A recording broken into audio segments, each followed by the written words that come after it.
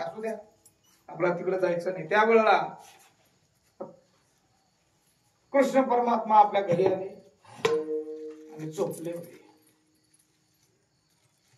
झोपला असताना ठीक आहे म्हणले, तुम्हाला युद्ध करायचं करा.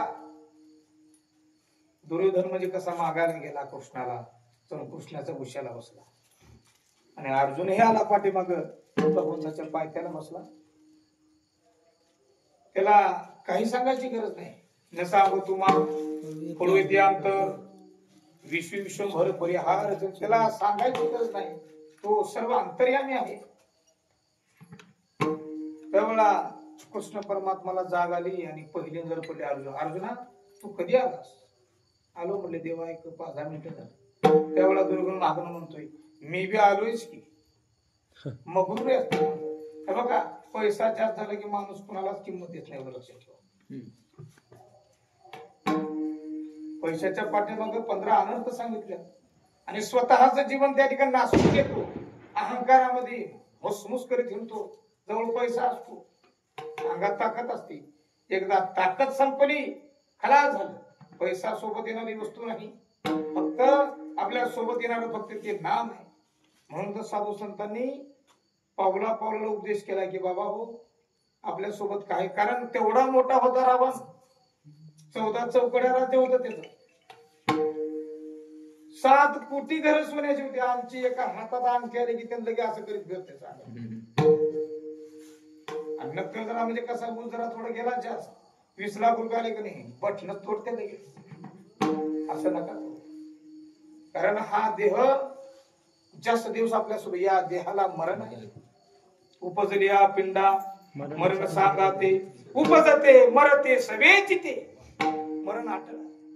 म्हणून माणसाने विचारपूर्वक जीवन जगावं. क्षणोक्षणाची करावा विचार,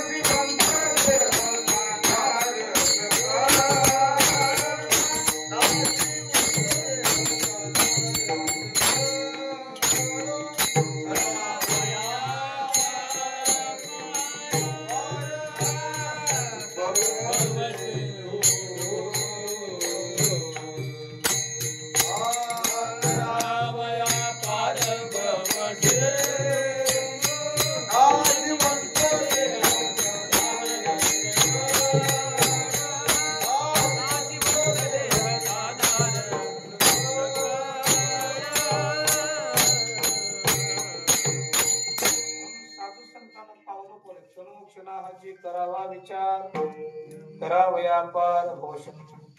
नाशिवंत देह जाणार सकल, भविष्य करतो पार. सावधानतेचा विचार केला. कारण हा एकदा देह गेला, जन्म नाही रे आणि भाग देऊन सांगतात, हान घेऊन सांगतात तो कुंभार आहे. अहो साधू संतांचे काय उपकार आहेत आमच्या. त्यांनी आम्हाला अगदी वाईट मार्ग कोण सन्मावा लावण्याचे प्रयत्न केला. काय माऊलीचे उपकार विचार. माऊलीने जीवन फक्त जगलं जगासाठी, लग्न केलं नाही, काहीच नाही. कारण सध्याच्या काळामध्ये मुलाचे लग्न ज्या वयात होतात त्या वयामध्ये माऊलीने समाधी घेतली. विचार करा, एवढ्या लहान वयामध्ये एवढा मोठा परमार्थ साध्य करणं काय अवघड आहे का? आणि सध्याच्या काळामध्ये नक्कर जरा पोराला जेवण आले की विषय संपला, उपयोग नाही. या जीवनामध्ये जर भगवान परमात्माचं नाम नसेल तर हे जीवन सगळं व्यर्थ आहे. आमच्या जीवनाला काहीच अर्थच नाही. तुम्ही किती बी संसार करा, किती धनसंपत्ती कमवा, किती गाड्या घ्या, त्याला कुणीही किंमत देत नाही. पण जो या जगासाठी जगला, जे का रंजले गांजले त्याची तोची साधू ओळखावा, देव तिथेच जाणार. आम्हाला दुसरीकडे जायची गरजच नाही, आम्हाला तीच कळणार गेली. पैसा आला की माणूस का नाही तर बोलण्यासारखं खूप आहे बरं का, आपल्याकडे वेळ कमी आहे. असो, त्यावेळेला भगवान परमात्मा उठला आणि पहिल्या अर्जुनाकडे पहिली नजर अर्जुनावर पडली. नंतर दुर्योधन म्हणतो मी त्याच्या अगोदर आलो, ठीक आहे, काय प्रयोजन आहे माझ्याकडे येण्याचं? काय नाही म्हणले, देवा महाभारताचं युद्ध अटळ आहे, युद्ध टळू शकत नाही. ठीक आहे म्हणले, काय अपेक्षा आहे? हे बघा, तुम्हाला जर म्हणजे काही अगदी म्हणजे काही युद्धामध्ये माझं सैन्य एकीकड आणि मी एकीकड. त्यावेळेला दुर्योधनाने विचार केला, ही काय म्हणले उगाय गवळहीन, काय खरं याचं? याला देव म्हणते ते, हे इथं चुकला दुर्योधन. म्हणले देवा मला तुझं सगळं सैन्य दे, घोडदळ, हत्तीदळ, पायदळ सगळंच मला दे. चालतं म्हणलं, ठीक आहे, दिलं. आणि अर्जुनानं मागितला तेव्हा अर्जुन म्हणले देवा मला तूच पाहिजे. यत्र योगेश्वर कृष्ण यत्र पार्थो धनुधरा तत्र श्री विजयोर्भूते ध्रुवा नितीर मतीर ममा. म्हणले देवा तू असलास की माझं सगळंच भाग, कारण सगळं तुझ्यापासून सुरुवात आहे आणि संपणार आहे तुझ्यापर्यंत. या गोष्टी अर्जुनानं लक्षात घेतल्या. देवा म्हणले मला तू झाला की बस झालं. आणि त्याच्यामध्ये भगवान परमात्माने सांगितलं, न धरी शस्त्र करी सांगेन चार गोष्टी युक्तीच्या. मी हातात शस्त्र धरणार नाही युद्धामध्ये, फक्त चार गोष्टी मी सांगण्याचा प्रयत्न, ते पण युक्तीच्या. बाकी अवांतर माझ्याकडे काही नाही. बघा तुम्हाला कोण पाहिजे? माझं सैन्य एकीकड आणि मी एकीकड. भगवान परमात्माने प्रतिज्ञा केली, मी हातात शस्त्र धरणार नाही. युद्ध चालू झालं. ज्यावेळेला पितामह भीष्म उठले, दुर्योधनानं एक अशी गोष्ट बोलला, म्हणजे पितामह तुम्ही प्रत्यक्ष अगदी प्रत्यक्ष अप्रत्यक्षपणे पांडवाकडून आहात. आज 8 दिवस झाले किती सैन्य मरतय पण तुम्ही हातात शस्त्र धरत नाही, काय भानगड आहे? राग आला भीष्म पितामहाला. तो काही साधा सुद्धा व्यक्ती नव्हता, ब्रह्मचारी माणूस होता. बस म्हणले आज अगदी देवानं प्रतिज्ञा केल्या ना, मी हातात शस्त्र धरणार नाही. अर्जुनावरती चालून गेला आणि बाणाचा वर्षाव त्या ठिकाणी करत असताना कारण मागे पुढे उभा आले अगाध निवार आला. भक्ताचा कैवारी असतो देव. त्यावेळेला अर्जुन हा प्रिय होता, सखा होता. पाहवलं नाही देवाला आणि हातात अक्षरशः चक्र घेऊनच गेले अंगावर. बस म्हणले त्यावेळेला पितामह, बस देवा तू प्रतिज्ञा केला होता हातात मी शस्त्र धरणार नाही. हातात शस्त्र धरला, बस झालं, खाली टाकला. त्या ठिकाणी मला काय सांगायचंय, मी तुम्हाला हा दृष्टांत का सांगितला? देवाची प्रतिज्ञा त्या ठिकाणी पूर्णत्वाला गेली नाही. या ठिकाणी तुकोबारा प्रतिज्ञा करतात, येही नवी जन्म, यांची कशी पूर्णत्वाला जाईल? कारण हा देह नाशिवंत, कारण नाशिवंत देह हा तेच सांगतात आणि पुन्हा जन्म घेण्याची प्रतिज्ञा देतात. नेमकं याच्यातलं काय घुमक आहे? हे बघा तुम्हाला सांगतो, जन्म कधी घेता येतो? ज्या वेळेला या मनुष्य देहामध्ये अवस्था मुक्तत्वाला जाते, आपण मुक्त होतो. नवे नवे त्या ठिकाणी आमची वृत्तीच शिल्लक राहते. वरती निवृत्ती झाल्यानंतर जन्म का घेऊ शकत नाही? उपजुनी आपुरती येऊ काला खाऊ दही भात. हे वाक्य कशामुळे वापरतो? कारण तुकोबारा हे साधे सुधी व्यक्ती नव्हते.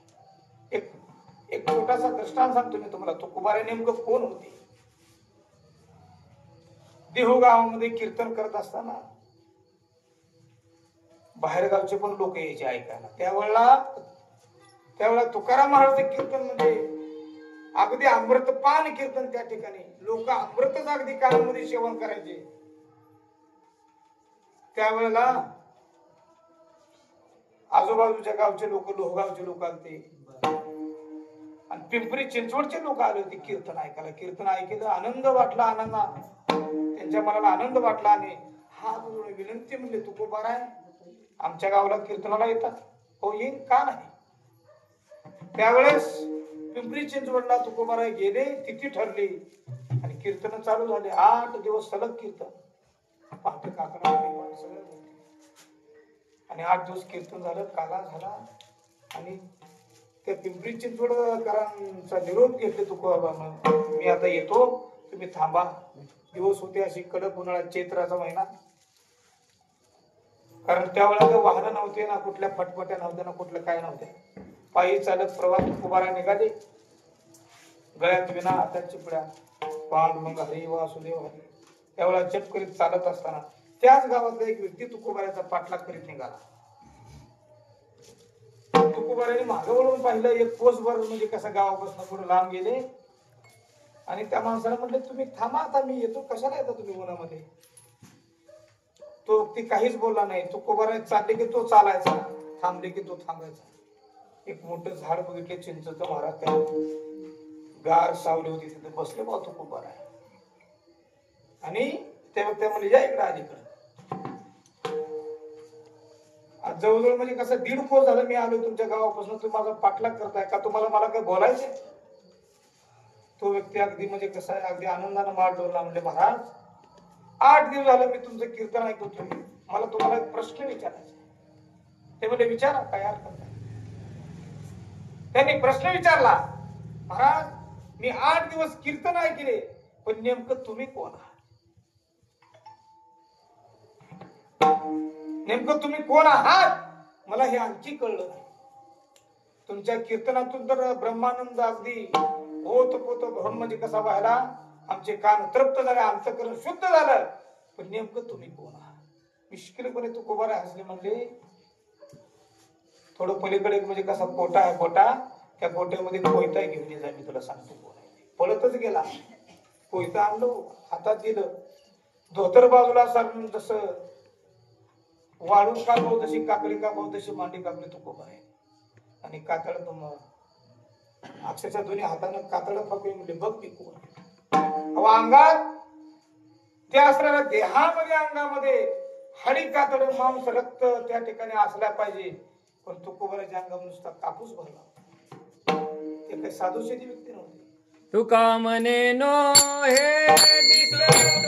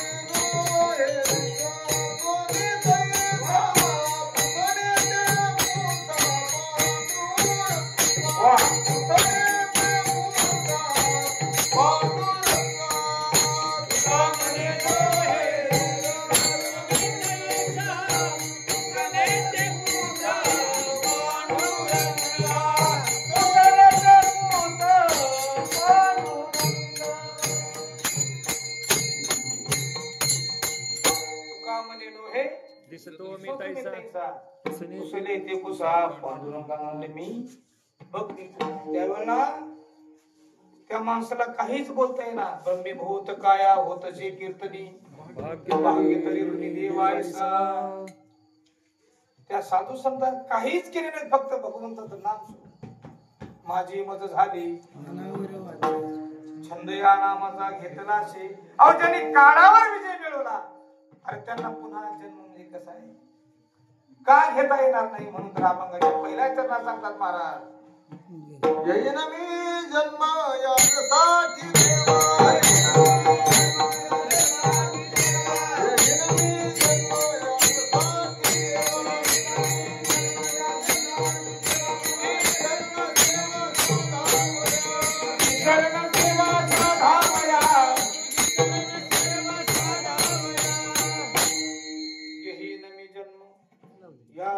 देवा देवा मला पुन्हा जन्म घ्यायचा आणि मी कशासाठी येईन याचंही उत्तर तुकोबार यांनी दिले बरं का उत्तरार्धामध्ये तुझी चरण सेवा तुझ्या चरणाच्या सेवेवाचून मला बाकी दुसरं काही त्यावेळेला भगवंताने प्रश्न विचारला कारण या अभंगामध्ये देव आणि तुकोबाराचा संवाद साधला बरं का तुकोबार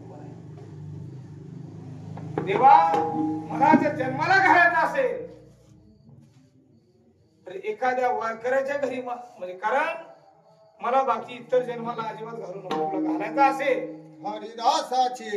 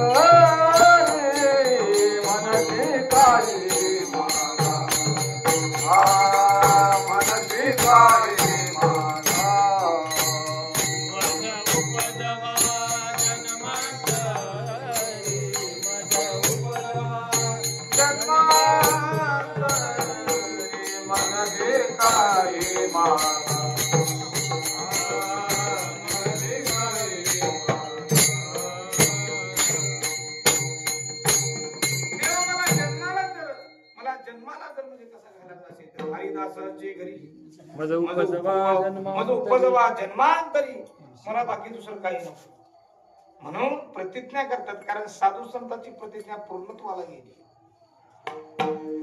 सांगण्यासारखं खूप आहे चला माऊलीच्या आपल्या ह्याच्यामध्ये माऊलीकर चला त्यांनी स्वतः भिंत चालवली नवे नवे जी निमिष मात्र देह पालटिला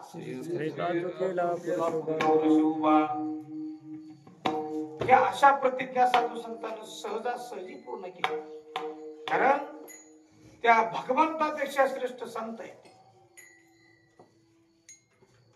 त्या देवापेक्षा श्रेष्ठ संत आहे का तर भगवान परमात्मा दुष्टाचा नायनाट करीन ह्याच्याबद्दल वाद नाही यदा यदा हि धर्मस्य ग्लानिर्भवति भारत अभ्युत्थानम् अधर्मस्य तदा आत्मानं सृजाम्यहं परित्राणाय साधूनां विनाशाय च दुष्कृतां धर्म संस्थापनार्थाय संभवामि युगे युगायुगामध्ये मी अवतार घेईन पण भक्ता राखी पायापाशी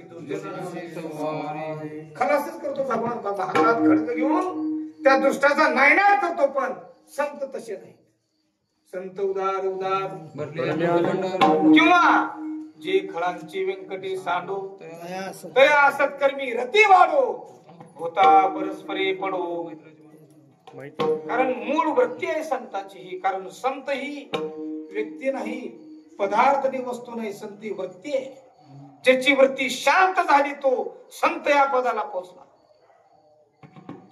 आणि या संतांच्या जीवनामध्ये कुठल्या अपेक्षा आशाच उरली नाही अहो नामदेवाचा जरा म्हणजे तुम्हाला सांगतो छोटा दृष्टांत नामदेवाच्या घरी तर खायला बी 14 माणसं होते पण खायला अन्न नव्हतं तरी सुद्धा ते लोक 14 लोक त्या ठिकाणी अभंग लिहायला बसले काय अवस्था आम्हाला आमच्या गावात कीर्तनाचा आम्हाला वेळच मिळत नाही कारण म्हणजे कसं गायच्या धाऱ्याच आहे अगदी शेण झालवट असते धारा असतात त्या आणि कुटी करून म्हणजे तेवढं झालं की झालं आम्हाला आमच्या विषयामध्ये बाकी दुसरा विषयच नाही फक्त आमच्या कारण आमच्या आयुष्यामध्ये जरशा आणि 4 शेळ्या आणि अर्धा कोंबड्या बस आमचं आयुष्य खाला.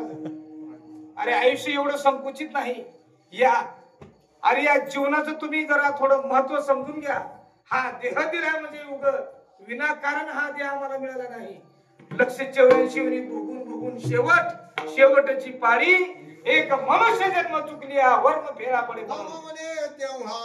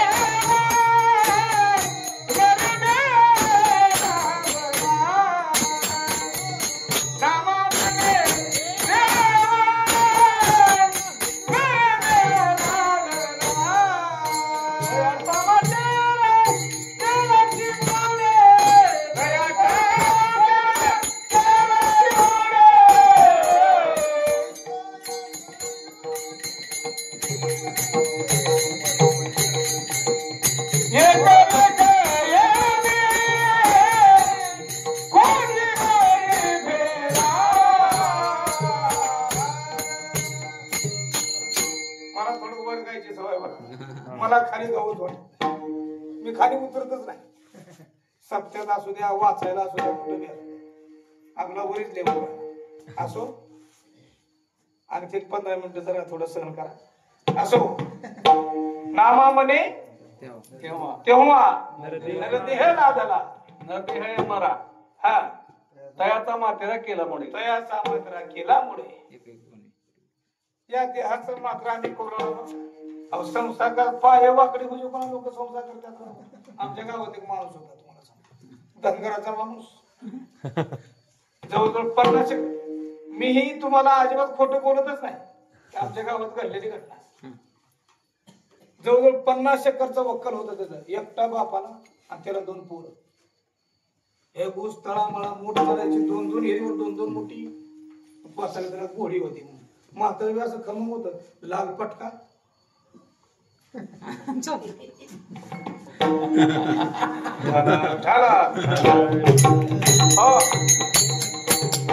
म्हातारा खमंग होत. दोन्ही पूर्वाचे लग्न झाले. अजिबात कोणाच्या नावावर जमीन केलं नाही.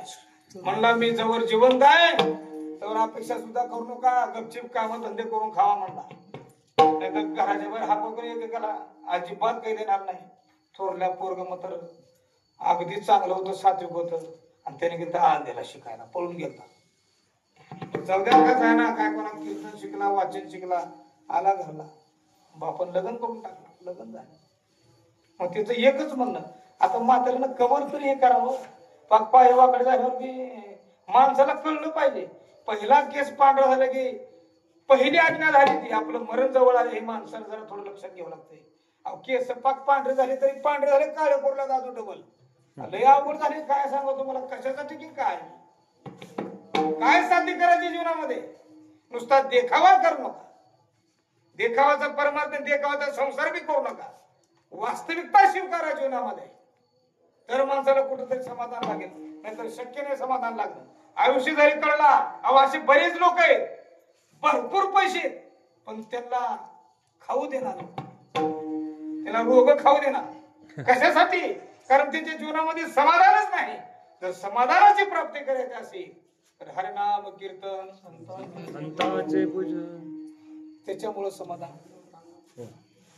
आता कोटी धावे मन तुमचे चरण देखलिया भाग गेला क्षण गेला अवघा झाला. आज जिकडे बघाव तिकडे लोकांच्या तोंडावर बरोबर 12:30 आहे. का तर संसार आम्हाला नीट अजिबात एक तर संसार व्यवस्थितही होत नाही आणि व्यवस्थित काय कुठंतरी फाटकाच राहतो संसार.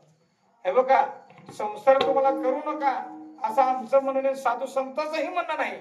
पण संसार करीत असताना त्या भगवंताच्या नामाला कामामध्ये काम जाईल भवश्रम सुख होईल दुःखाचे. त्या भगवंताच्या नामाला तुम्ही लागलो 100% माणूस हा 100% सुखाला प्राप्त होतो. म्हणून तो तुकोबार सांगतात अगदी हरिनाम कीर्तन त्या भगवंताचं नाम चिंतन तुम्ही घेतो. कारण या अभंगामध्ये 3 साधनं सांगितले बघा जीवाला. तर उद्धार जर करून घ्यायचा असेल, आम्हाला आमचं जीवन आनंदीमय जर बनवायचं असेल, अगदी आमचं जीवन अगदी सुखी समाधानी जर बनवायचं असेल, तर या 3 साधनं हरिनाम कीर्तन, संतांचे पूजन, घालू लोटांगण महाद्वारी उठोबार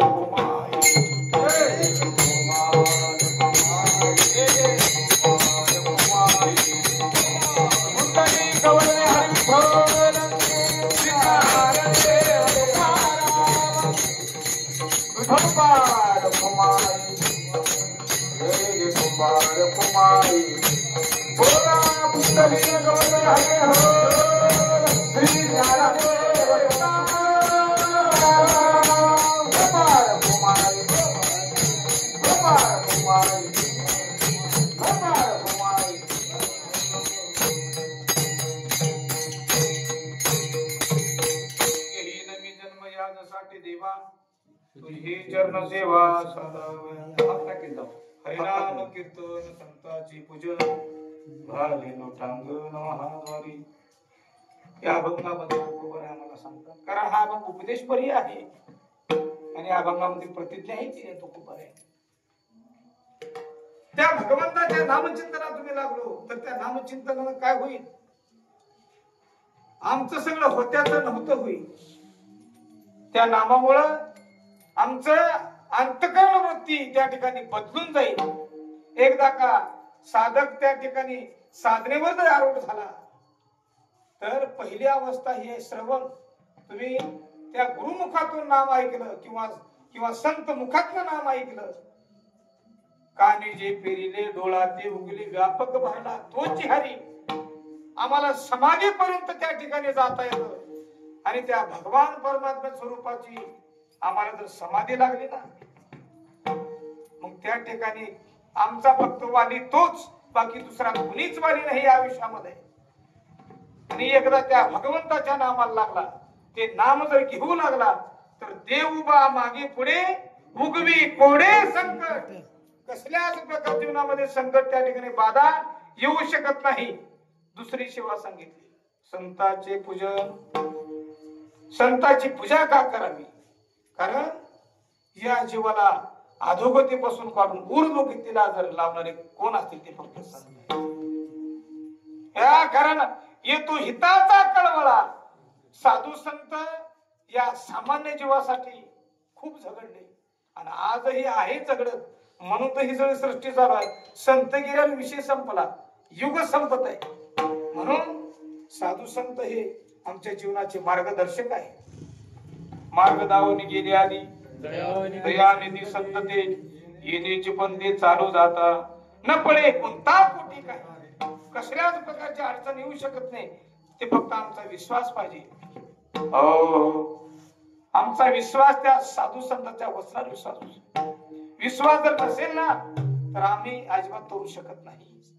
म्हणून हरिनाम कीर्तन संतांचे पूजन घालू लोटांगण महाद्वारी. ही अवस्था म्हणजे साष्टांग. त्या ठिकाणी जर तुम्ही म्हणजे का महाद्वारात लोटांगण घातलो तर आमचे जेवढे काही विकार आहेत त्या ठिकाणी सांडून जातील. लोटांगण किंवा साष्टांग दंडवट हे दोन एकच शब्दात बघा. जशा प्रकारे काठी सरळ अवस्थेमध्ये पडते खाली, तसं आम्ही त्या महाद्वारामध्ये नम्र व्हा. आमच्या अंतःकरणातले जे काही विकार नष्ट होऊन जर नम्रता गुण जर विकसित झाला, नम्र झाला होता देणे कोंडिले अनंता. त्या भगवंत तुमचा त्या ठिकाणी दासच व्हायला तयार आहे. म्हणून साधू संतांच्या अगदी वचनावर विश्वास ठेवा. कारण संतांचे पायी हा माझा विश्वास. सर्व भावे दास झालो त्यांचा, तेच माझे हित करीती सकळ. जेने हा गोपाळ कृपा करे विठाला विठाला.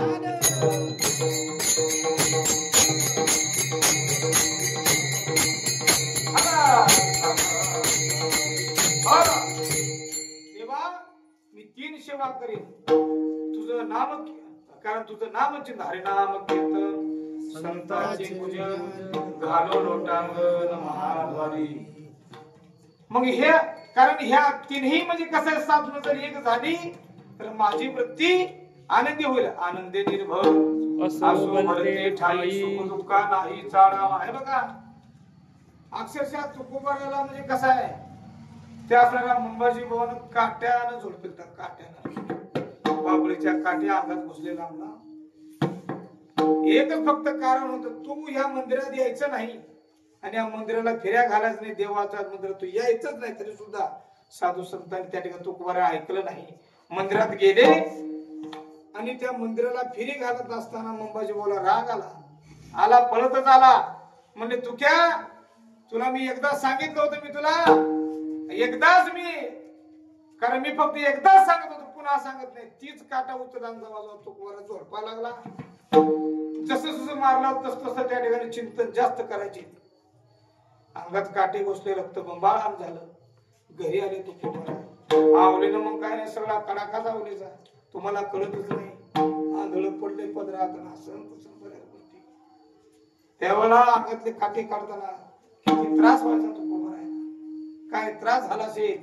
कारण हे बघा, एवढी मोठी भारतीय संप्रदायाची परंपरा इथवर चालत आणण्यासाठी बऱ्याच लोकांना कष्ट घेतले. ते आमचे कोळी महाराज पण आहेत त्याच्यामध्ये. त्यांनी सत्य उभा केले. त्या ठिकाणी देव देश आणि धर्माचं कार्य त्यांनी केले म्हणून तर आज त्यांचं नाव निघतंय. नाहीतर एवढं शक्य नाही. आम्ही गेलं की 10व्याच्या नंतर आम्हाला कुणीच विचारणार नाही. विठोबा झाला विठाला विठाला.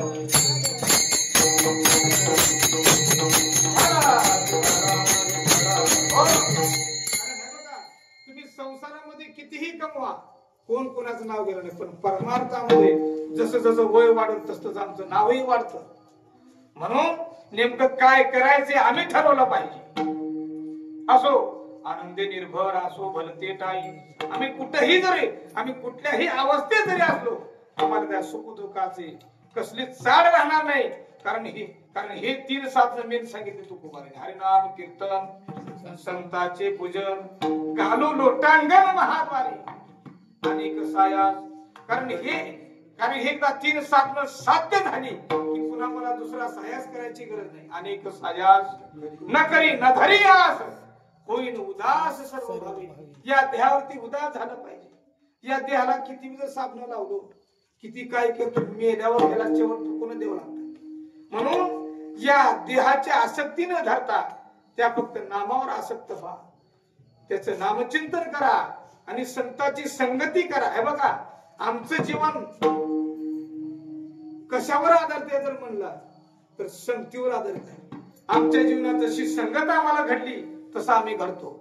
म्हणून कधीही माणसानं योग्य विचार करून योग्य संगतच धरली पाहिजे जीवनामध्ये. त्याच्याशिवाय जीवन आमचं त्या ठिकाणी आमचं जीवन सार्थकी लागू शकत नाही. जर साधू संतांची संगत धरली, हे बघा चलता चलता आपण आपल्या गावात गेलो, दारूच्या दुकानात उभं जाऊन बसा. लोक दारू पाजवी द्या 100%. पहिला सुरू फुकट पाजवी द्या, पे आणि जरा थोडं न करू का थोडं म्हणजे आतमध्ये गेले की चरचर करते आणि तोंड कडू पडते. डोळे झाकायचे काय होत नाही. एक बार पेला त्याला फुकट पाजले की पुन्हा आयुष्यभर त्याच्याकडून त्याला फुकट पेले. बघा वाईट सवय लागण्यासाठी काहीच वेळ लागत नाही, पण चांगल्यासाठी सायास करावं लागते. आणि एकदा हे 3 साधनं आम्ही आमच्या जीवनामध्ये आत्मसात केली तर बाकीची साधनं करायची गरज नाही. अनेक सायास न करी, अनेक सायास न करी न धरियास, होईन उदास सर्व भावी. कुठल्याच, हे बघा तुम्हाला सांगतो, त्या काळामध्ये छत्रपती शिवाजी महाराज त्या ठिकाणी संत तुकाराम महाराजांची म्हणजे कसं भेट घेण्यासाठी आली. त्यांचं कीर्तनही ऐकलं, बघितली अवस्था. तुकोबाराची अवस्था बेकार आहे. घरी 1 रुपयाने खायला दाना नाही, काही नाही. त्यावेळेला नजराना पाठवला तो. त्यावेळेला छत्रपती शिवाजी महाराजांनी तुकोबारासाठी नजराना पाठवला. हिरी माणिक मोती जवाहर कपडे हे केलं. त्यावेळेला तुकोबारा गेलो भजन करायला.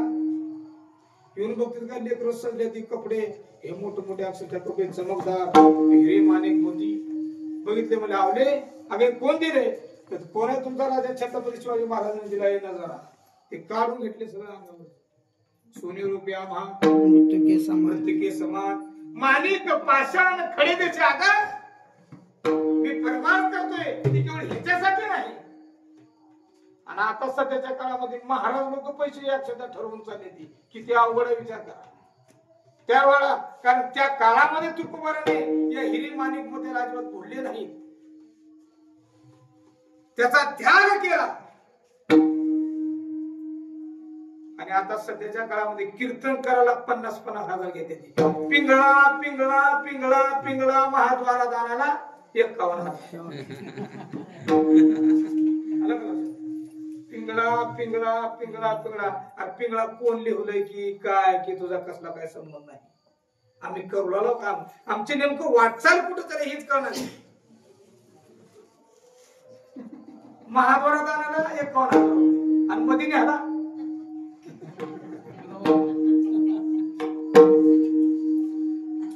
तुम्हाला हात जोडून मिळेल.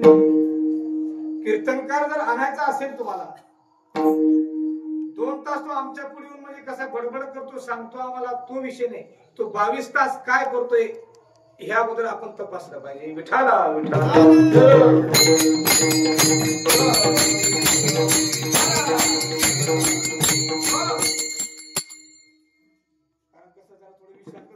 माफी मागून बोलतो.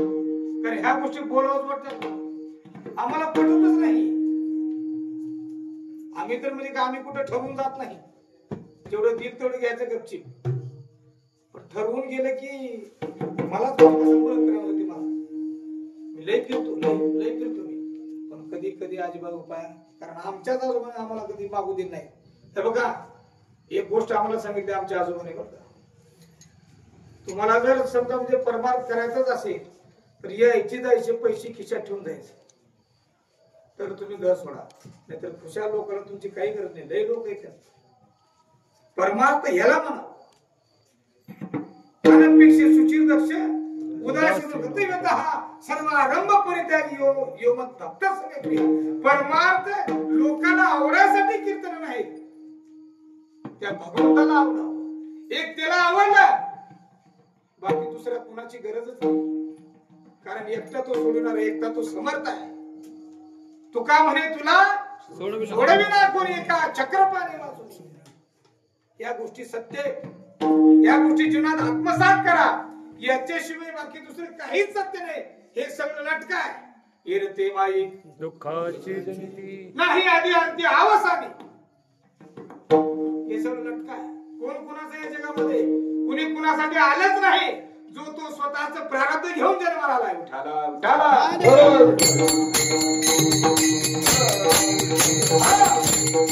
स्वतःच प्रारब्ध आम्हाला आमच्या प्रारब्धाने जन्म मिळालाय.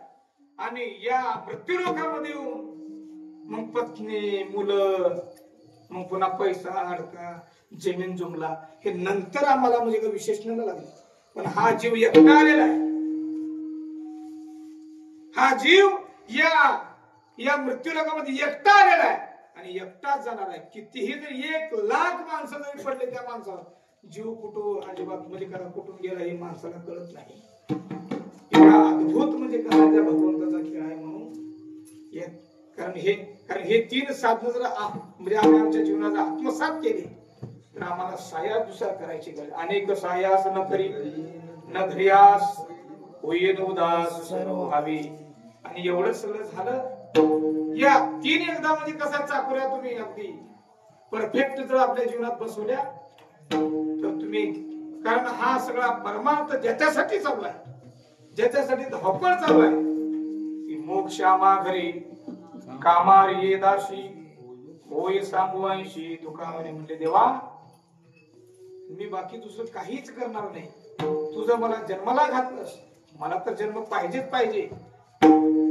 आणि त्या ठिकाणी मी जन्माला आल्याच्या नंतर हरिनाम कीर्तन संतांची पूजन मोक्ष असणारा. कारण योग्याला मोक्ष अति दुर्मिळ आहे. पण तो मोक्ष माझ्या घरी कामारी म्हणजे कसं कामारी सांगू तुम्हाला दासच त्या ठिकाणी मोक्ष माझी सेवा करतो. मोक्ष माझ्या घरी पाणी भरतो असं या ठिकाणी तुकोबारा या अभंगामध्ये सांगण्याचा प्रयत्न केला. आपली वेळ संपली नाही, तिला कीर्तन चालू झालेलं आहे. म्हणून हात जोडून विनंती प्रत्येकाला, जीवनामध्ये कुणाला वाईट बोलू नका, कुणाची अगदी म्हणजे कसं वाईट संगती करू नका. नात्याचं भान ठेवा, आई वडिलाचं भान ठेवा. आपल्या जीवनामध्ये आई वडिलांपेक्षा बाकी दुसरा देव नाही. बघा, आई वडिलांना जर तुम्ही म्हणजे कसा सोडून दिलो तर आमच्या जीवनाला अर्थ उरणार नाही. म्हणून तुका म्हणे माय बापे अवघी देवाचीच रूपे जेव्हा त्या ठिकाणी बाकी कुठल्या गोष्टी फिरायची गरज नाही. आई वडिलांची सेवा केलं. कारण भक्त पुंडलिकाने काय केला, ज्या ठिकाणी पंढरपूर बसले ते पंढरपूर कशामुळे बसले, केवळ भक्त. कारण भक्त पुंडलिकाने ते सगळं साधन अगोदर ते सगळं साधन साध्य केलेलं आहे. म्हणून भगवान परमात्मा त्याच्याकडे आला आणि आजही तो युग 28 त्या ठिकाणी तिष्ठत उभा राहिलाय. कशासाठी? त्या भक्त म्हणजे कसा भक्ताचा त्या ठिकाणी आलिंगन देण्यासाठी. आणि सांगितलं बस मूळ पापी जैसे तैसे उतरी काशी लावणी. म्हणजे देवा माझी भेट घ्यायची गरज नाही, एक काम कर, माग म्हणजे कसा बीच त्या ठिकाणी म्हणजे भेगावले कुंडलिक राहायला ह्याच्यावर थांब. आणि जो कोणी म्हणजे कसा आहे कसेही भक्त येऊ दे, कसलेही येऊ दे, मूळ पापी जैसे तैसे त्यांना फक्त तारण्याचं काम कर म्हणून त्या ठिकाणी भक्त पुंडलिकाने सांगितले. म्हणून मोक्षामा घरी कामाली दासी होय सांगवायचे तुका म्हणे. हरिनाम कीर्तन संतांचे पूजन घाले लोटांगण महाद्वारी. ज्ञानेश्वर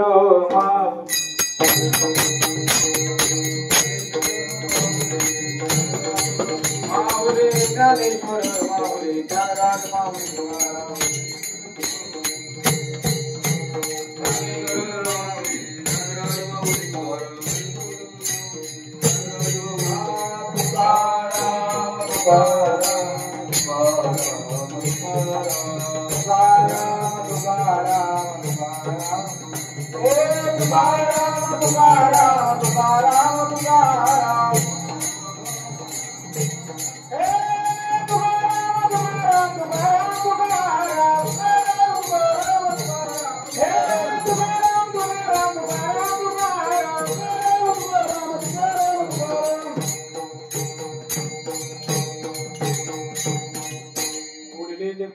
वापुडे उत्तरे करा क्षमा अपराध महाराज तुम्ही पायाच्या प्रसादी काही बोलडो विनोदी मज कृपा मज क्षमा करणे संती नभो अंगभूत युक्ती येणे प्रमाण झालेली कीर्तन रूपी सेवा श्री समर्थ सद्गुरु दोंडोपंत महाराज तसे आमचे पुरी महाराज यांच्या चरणावरती समर्पित करून मी काही मूळचा कीर्तनकार नाही, मी बसली माणूस आहे, मला कीर्तन करायचे नाही. आणि मी अक्षरशः कीर्तनाला आधीच लागत नाही, कारण मला माहित आहे कीर्तनाला म्हणलं की डोकं चालवावं लय अवघड आहे. इथं उभारून 2 तास बोलणं एवढं सोपं नाही का. तुम्ही म्हणजे कसं मोकळं बसेल मूळचा, कारण मी मूळचा पकवाज आहे. पुन्हा पकवाज वाजवतो म्हणजे कसं म्हणायची सवय लागली. आता इकडे भागात मी तेच काम फक्त गायचं काम, कीर्तन हा माझा विषयच नाही.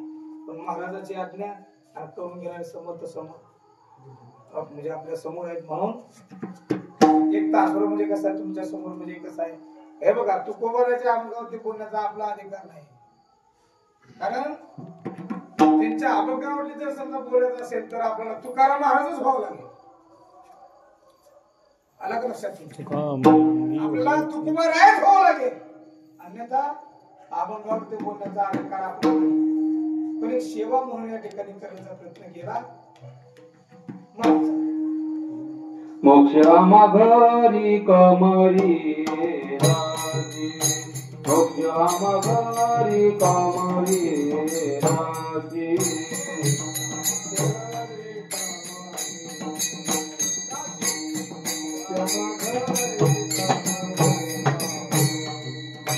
मोक्षामा घरी कमरी राजी, मोक्षामा घरी कमरी राजी, मोक्षामा घरी कमरी राजी.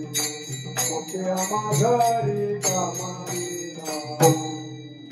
होय ऐसे सांग तुका म्हणे होय सांगू ऐसी तुका म्हणे होय सांगू ऐसे तुका म्हणे होय सांगू ऐसे तुका म्हणे हरिनाम कीर्तन संतांचे पूजन हरिनाम कीर्तन संतांचे पूजन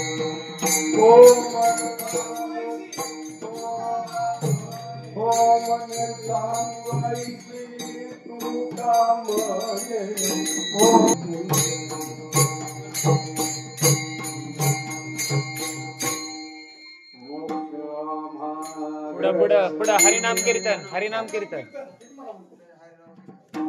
हरिनाम कीर्तन हरिनाम कीर्तन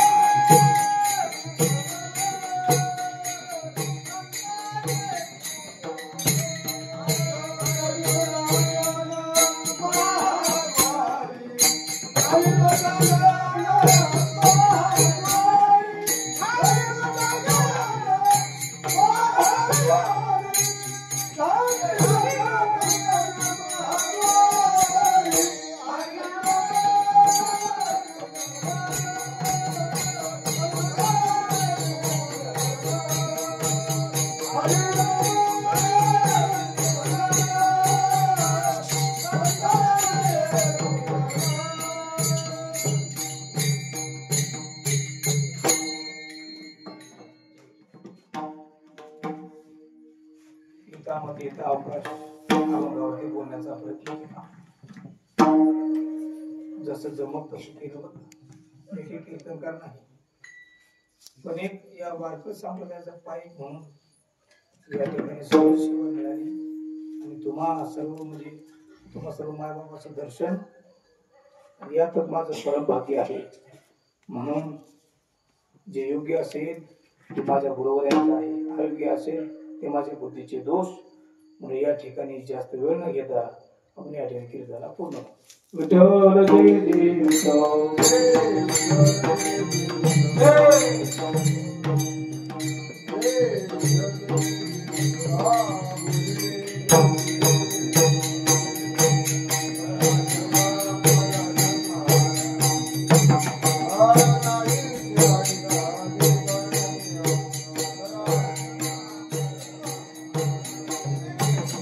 Oh,